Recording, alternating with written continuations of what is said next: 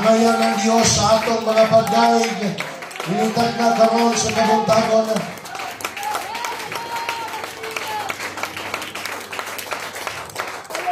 Come on.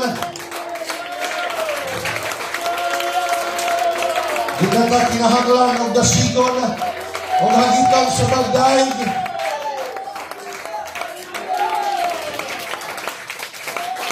Oh, hallelujah!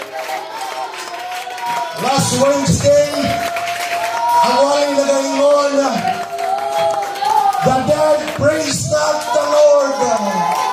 Ang mga patay lang, ang dili makadaig sa Diyos. But the living will worship the Lord. Hallelujah!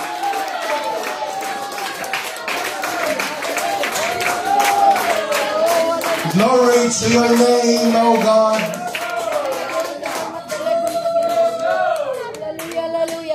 I am glad that I am serving God. Ingon pa sa awit na ang pinakalindot na hitabo sa akong kinabuhi is falling in love with Jesus.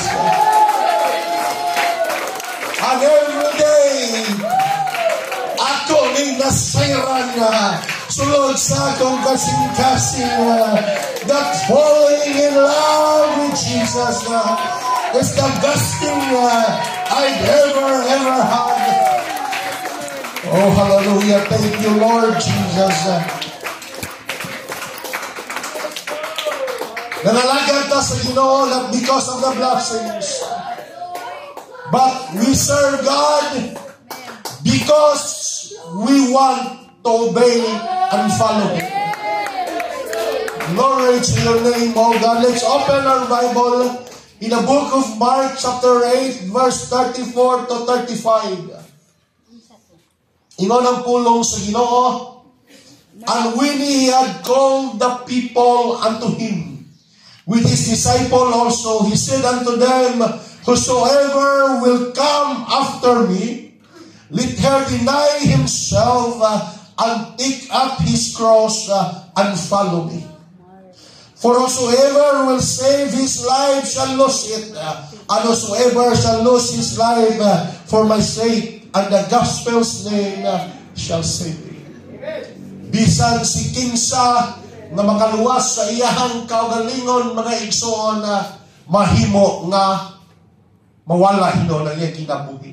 Apan si bisan kinsa na mawala ang iyang kinabuhi tungod sa pulong o sa pagalagad sa Ginoo, siya nakabaton hinoon sa kinabuhi. The next verse, Mark 8:36. Gusto na akong inyo yung pamalandungan pagmayo, mga igsoon. For what shall it profit a man if he shall gain the whole world and lose his own soul? Unsay kapuslanan alang sa usa ka tao na maangkon niya ang tibuok kalibutan apan mawala ug malaglag ang iyahang kalag. Unsay kapuslanan nga mahimong hayahay ang kinabuhi. You can have everything you need and you want, pero ang ending kalaglagan sa imuhang kalag. I would like to preach this morning about the subject that says, how is your soul? How's your soul? Kamusta ang imuhang kalag? Lord, amo kang gi-invite dinintag na sa kabuntagon mga panglihok ka na may kagawasan ninintag na sa kabuntagon imong tagbawon ang among kalaga, imong lipayon ang among kalaga. Anoint your servant, O God. Let your servant preach with your power, with your authority, O God, with your wisdom, O God. Open our hearts, our understanding. Namupauli niyo, Diyos, na adunay bagong hula-hula, bagong kasing-kasing, o puno sa imong gahoma. We give you the glory, the honor, and thanksgiving in your name. In Jesus' name, amen. Before nga mulingkod ka, inay mo katapan, kamusta ang imong kalag? In the Bible, mga igsoon, ang tao, we are datay tulo ka bahin. The soul, body, soul, and spirit. Ang tao, mga igsoon. So, ang pangutana karon, how is your soul? Ang kining kita, mga igsoon, kalagta, according to the Bible, paghuyop sa Ginoo sa buho sa ilong ni Adan, nahimo siyang kalag nga may ginhawa. So kita nga tao, mga igsoon, kalagta.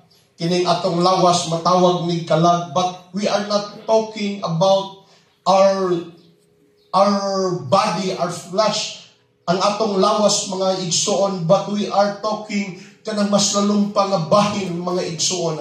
Kanang ato ang kanto mismong gihusulod sa Ginoo sa buho sa ilong ni Adan, mautong atong hisgutan karon. Amen. Kamusta man ang imuhang kalag? Kamusta ang imuhang kalag? Or in other term, kamusta man ang imuhang relasyon diha atubangan sa Ginoo? To be honest, dili nato na masusi kung unsa ka kadasigon mo simba. Unsa ka kadasigon nga moalagad sa Ginoo, because in reality there are people nga grabe sila modaig, dasig kayo silang tanawon, pero atubangan sa Ginoo kay kamatyon, naghihingalo na ang ilang kaluluwa. Mga kapatid, dili na mo'y basihan, but the only person nga nakabalo sa imong kahintang atubangan sa Ginoo, ang imuharang kaugalingon. You know the struggle spiritually, kabalo kag unsa kahintang sa imong kalag di atubangan sa Ginoo. Maybe spiritually today you are tired and worried, naglukdo ka o daghang mga problema, daghang mga pagsulay. Spiritually speaking, lubat na kaayo, mga igsoon. Ikaw ay nakabalo niya na. Praise God. O di magay nakabantay na yung mga panahon na luya si pastora, pero di nato na mabantayan, mga igsoon. May mga panahon nga naluya si sister, pero okay lang siya tanahon na atay kaugalingong pakigubat sa atong kaugalingon na kita rin nakabalo. And sometimes it's draining us spiritually, and we need to find rest in God alone. Ingon ang Salmo 62:1, my soul find rest in God alone. Ang akong kalaga nakahilo na nakabatura o pahulay di halaman kang Ginoong Jesucristo. Let me tell you today, bisag kung saon ni mo o kakulog sa imong pangmalaya, wadto ka sa mga lindot na resort, wadto ka sa mga lindot na hotel, dito ka magpauraray, pero di matambalan ang imong kalag na manuyahon.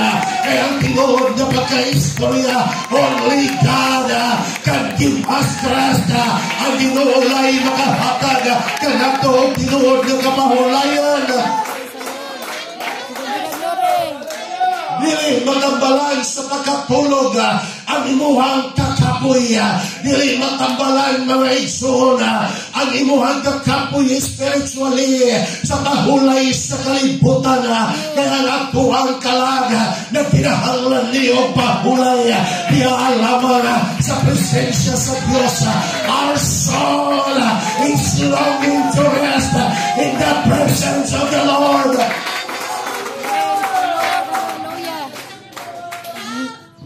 The problem is sometimes we mistakenly nga ang atong hunahuna man good, nga ang atuang lawas maoy gikapoy, ang atuang unod nun nga bahin maoy gikapoy, mao nga atong pamahulayon, ang atong hunahuna man good, ang atong kasing-kasing na bunog, ang atong hunahuna na bunog, and we wala nato na hunahuna mga igsoon. That is our spirit, it's our soul that is weary and tired, and he needs to rest in the presence of God. Usahay Bisa kung saan natuglingaw-lingaw sa atong kinabuhi. Pero kapoy gihapon. Buglay gihapon. Bugat gihapon ng imong pagbati. Bisa kung saan na lang ang imong buhaton. Grabe, walay kaayuhan. Ang imong kakapoy. Dili ka makasabog, mingon ka. Kung sa maling kinabuhian I don't understand kung sa'y hinungdan nag-drain kayo ko. Kung sa'y hinungdan yung kapoy kayo ko. Then I have an answer for you. Today, your soul need to find rest in God.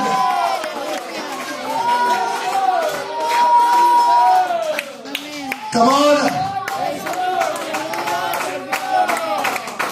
My soul find rest in God alone.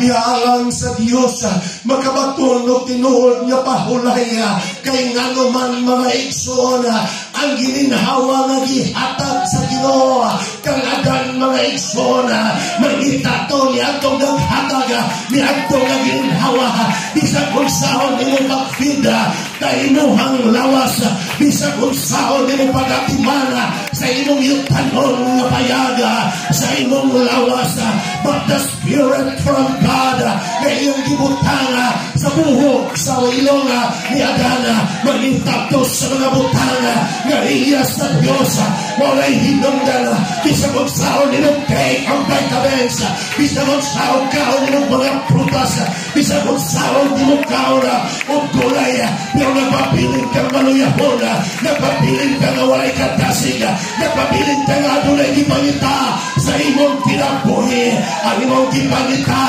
ang magbubuhat na may naghatag na alam bukang sulod sa imong kasing-kasing na nandoy yung mga bukang espirituhanon. So today, I want you na gusto na ko, I want you mga igsoon na inyong mahinumduman na dili lang di ay mga butang sa kalibutan, mo'y ang akong gipangita, ang tinuod na akong gipangita, ang mga butang na iya sa Diyos.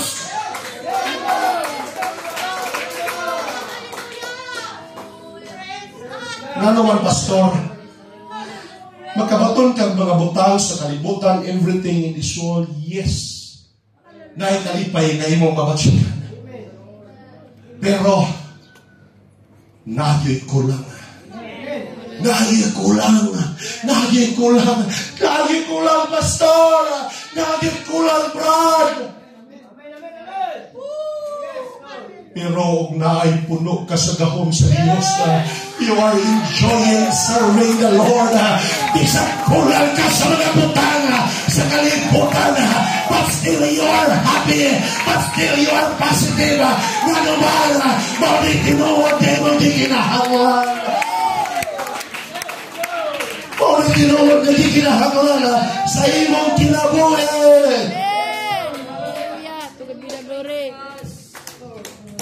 For what shall a man can profit if he shall gain the whole world and lose his own soul? Kung saan dahil ang tibok kalibutan na ang imong kalagit sa equivalent to the whole world, to the whole wealth of this world, ang tanang katigayunan ni ining kalibutan, dili pwedeng itandi sa imong kalaga, ang tanang kasikatan ni ining kalibutan, dili manggani pwedeng itandi sa imong kalaga. Iyon na ka-importante ang imong kalaga. It's more than the world. Labaw pa sa kalibutan ang imuhang kalaga. Labaw pa sa mga butana sa kanundahan niliya kalibutan. Labaw sa tanang butana ang imong kalaga. But the problem is, usahay malimtan na ito nga itong kalaga, labaw sa mga butanga, sa kalibutan. That's why atong gigukod-gukod ng mga butang sa kalibutan. Sige tagukod sa katigayunan, sige tagukod sa kasikatan, sige tagukod ng mga butang sa kalibutan. Nga mas labaw pamanunta, o pili ang atong kalaga, kaysa niining mga butang, atong sokdan, atong pahalagahan, ang atong kalaga. Every day, kumustahan ang imong kalaga, atong bangan sa Diyos. May kalipay pa ba ang imong kalaga sa pag-alagad sa Diyos?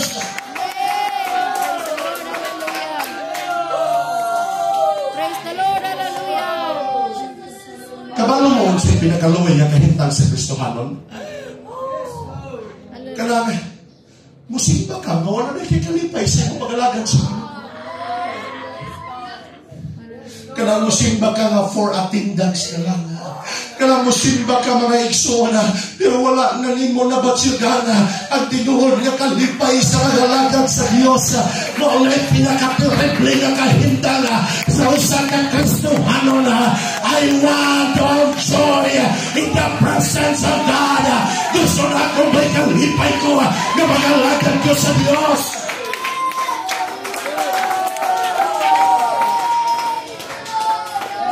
Sa kawit, if Christ in my vessel, I can smile and I can dance in the storm. But there are Christians na dili na makahimo sa pagsayaw, di na makahimo sa magkaya, panahon sa mga problema, panahon sa mga pagsulayway, nga naman wala na ikalipay sa mga lagad sa Diyos. Pero kung na kay kalipay sa mga lagad sa Diyos, bisagod sa kadako sa problema, bisagod sa kadako sa pagsulay. But if you go into the presence of God, musayaw, ihapon tataliwala sa mga pagsulay.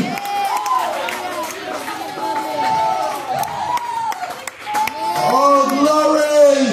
Praise the Lord, hallelujah. Niingon si David. Si David niya hari, nagabatong sa tanang katigayunan, iya tanan ang katigayunan, kay siya man mao'y hari. Praise God, hallelujah. Hallelujah. Pwede niyang batunan, tanang katigayunan, siya pinakailagaw na tao niya ito nga panahon, kay siya man mawang hari. Pero niingon siya sa iyang gisulat na Salmo, sa 41:1. As the deer pants for streams of water, my soul pants for you, my God. Sama sa usa ka lagsaw, naghihiglaw, ugiuhaw sa tubig, sa kasabahan, mausab ang akong kalag, giuhaw ng nandoy, tabi mo, Diyos.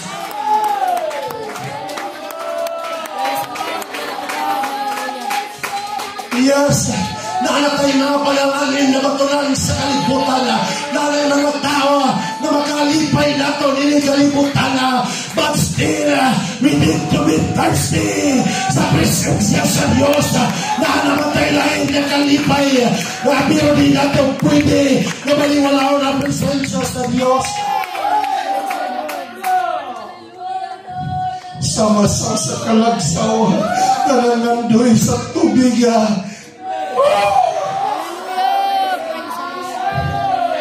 Glory to your name, O God. Kinahanglan natong pasano na ang atong cross sa pangalagad sa Diyos. Mangalagad na sa Diyos. Bisang natay mga cross kaging pasada. Bupadayon ka sa pangalagad. Na may mga pagsaway. Na may mga pag-PI-PI. Na may problema. Na may mga kalapasan na itong nabuhat. But still, we need to take up the cross and follow Jesus. Atong alsahon. Atong alsahon ang cross. O atong sundan. Ginong Isang Kristo, taliwala sa mga pagsaway, taliwala sa mga mag-PI-PI, taliwala sa pagbugal-bugal, taliwala sa bisanong sa mga na makaluya nga butanga sa kinabuhi. But still, I will follow Jesus. I will follow Jesus. Because I have decided to follow God, and there is no turning back. I have contract with God, and this is no expiration. Hallelujah. Hallelujah. Kita pinaglory. Praise the Lord. Hallelujah. Oh, I love to serve God. I love to serve God. Nanay manaway sa akong pag-alagad. Oh, I love to serve God. Nanay mo'y question sa akong pag-alagad sa Diyos.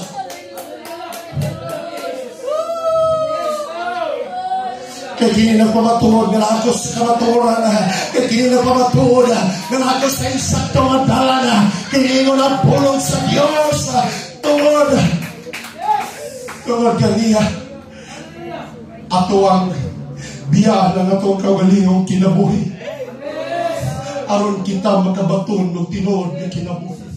Brother Manil, ang imo kinabuhi kanyato dito tinuod na kinabuhi. Brother Roy, Brother Joel, ang imo kinabuhi kanyato mato'y dili tinuod na kinabuhi. Pero sa diyang imong kiniyan kadto na kinabuhi, imong nakaplakan ang tinuod na kinabuhi diya sa atong buhi na Diyos. Maybe some of the young people wala pa sa tinuod na kinabuhi, kaya dili pa nila mabiyan ang ilang kaniyang na kinabuhi. But I am here today to challenge everyone atong biyan ang atong kaniyang na kinabuhi. Huwag kalagano na ito nga manahon tayo na ang lupa na atong giapilang.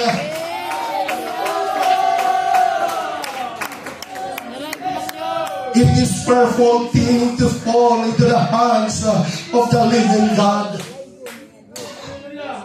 Usa ka makalilisan nga butang ang pagkahulog gikan sa kamot sa Dios. Kung hadlok nga mahulog sa pampanga sa diyagang maniho ka og motor, wala na imo hadlok pa sa mahulog ka sa kamot gikan sa atong buhi nga Dios. Ingon ang pulong sa Dios, ayaw ka hadlokin sila nga mupatay sa imong yukanon nga lawas. Apan ka hadloki ang Dios nga pwede mo patay sa imong lawas. Umod mo silong sa imong kalag dito sa impyerno. Oh, glory to your name, oh God.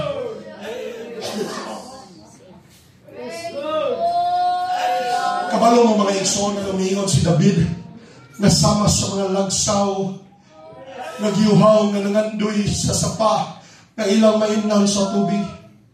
Because ang dear mga igsoon, ang lagsaw, they are the primary target sa mga kanang manukubay, sa mga leon, sa mga hyena, sa mga unsa man ang mga igsoon ng mga mutukubay ng mga hayop dito sa gubat. They are also the primary target sa mga tao, mga igsoon.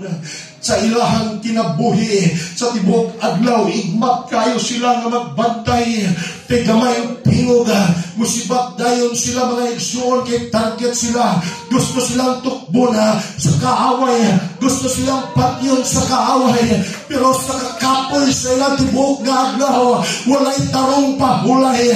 Kay basinay leon nga mo atake, basinay yung mga hayop nga buot mo kuha sa ilang kinabuhi. Kay gusto silang kanon, kaya mga tao nga gusto mo pala kanila, o gusto silang kanon, taliwala sa ilang kakapoy, taliwala sa kapiligro nga buwanto dito sa sapa.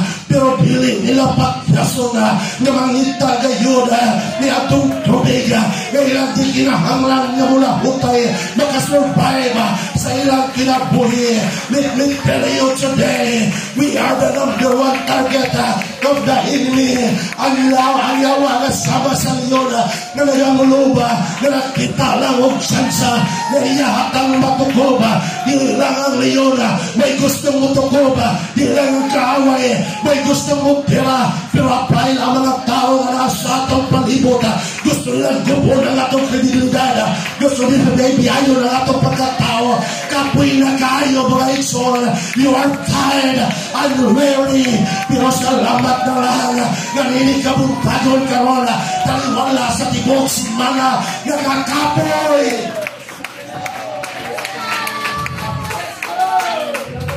Pero nakatultol ta diri sa lupaw nga sinsibanan na. Nakatultol ta diri sa sapa na nag-aawasa at tubig sa presensya sa Diyos.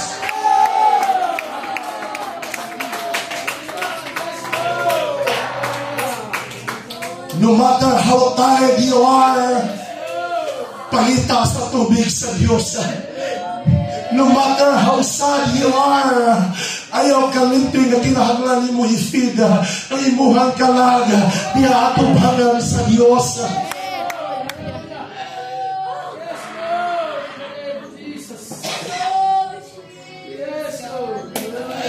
Ngayon sa kamahan o sa kainahan, sabi Abimelech o si Naomi,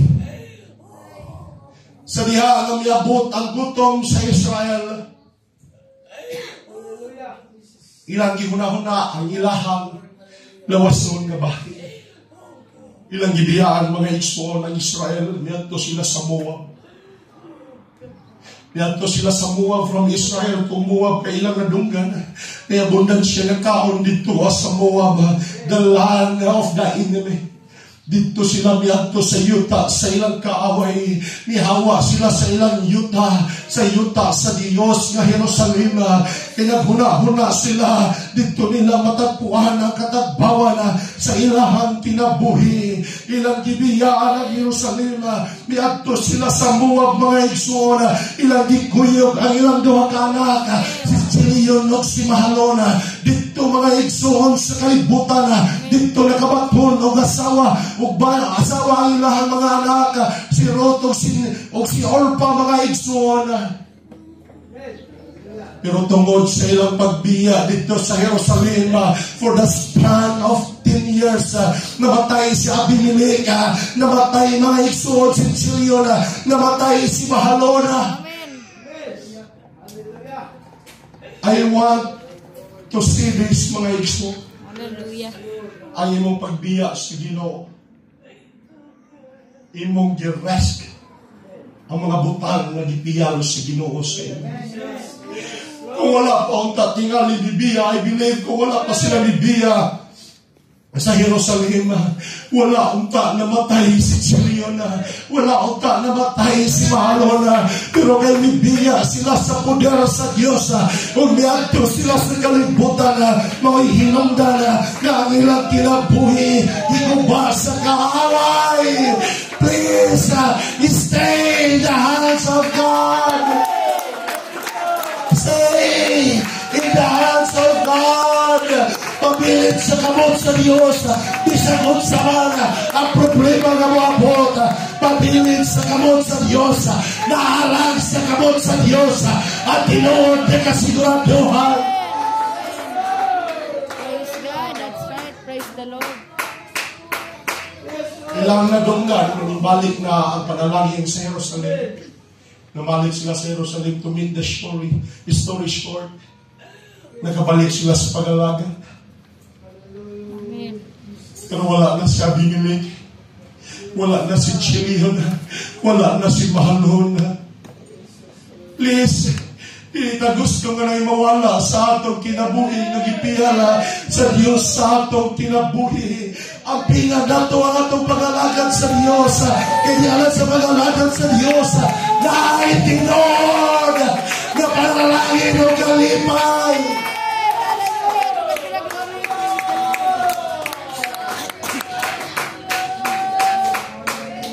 Hallelujah. King Saul was once a king, but he died as a backslider.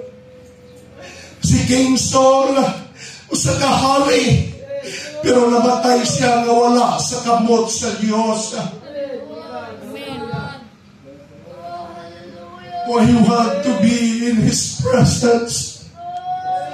Oh, glory! I want to be in His presence. Hallelujah. To God be the glory. Oh, hallelujah, hallelujah. Glory and honor belongs to God.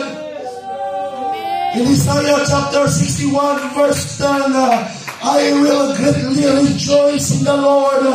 My soul shall be joyful in God. Hallelujah. For he hath clothed me with the garments of salvation. He hath covered me with the robe of righteousness. As a bride, Lord, diggeth him with her ornaments. And as a bride, adorneth himself with jewels. Hallelujah.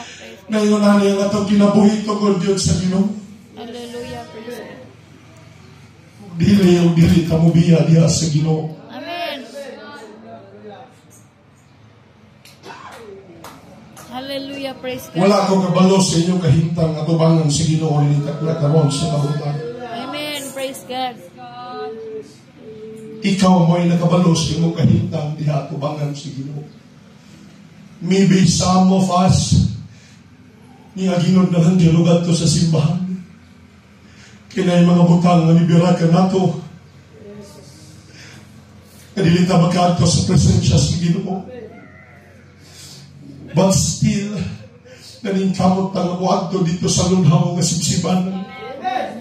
We are hoping na makahinom ta sa tubig nga gikan sa Dios nga mahatagan nato dugang ka baso nga nato kalag. Nga mahatagan nato dugang nourishment ang atong spiritual life. Niya karon ni nga tubangan ang lunhaw nga sibsiban. Naalini nga dapit ang presensya sa Diyos. Enjoy the Spirit of God according to your needs. Amen. Hallelujah. Praise God. Hallelujah. Hallelujah. Enjoy ang presensya sa Ginoo. Sumala sa iyong panginahanglan ng itag na karon sa kabutan. Manindog tanginitag ka sa kabuntagon mo rin. Ikaw may nasayod sa iyong panginahanglan spiritually. I want you to worship God according to your needs.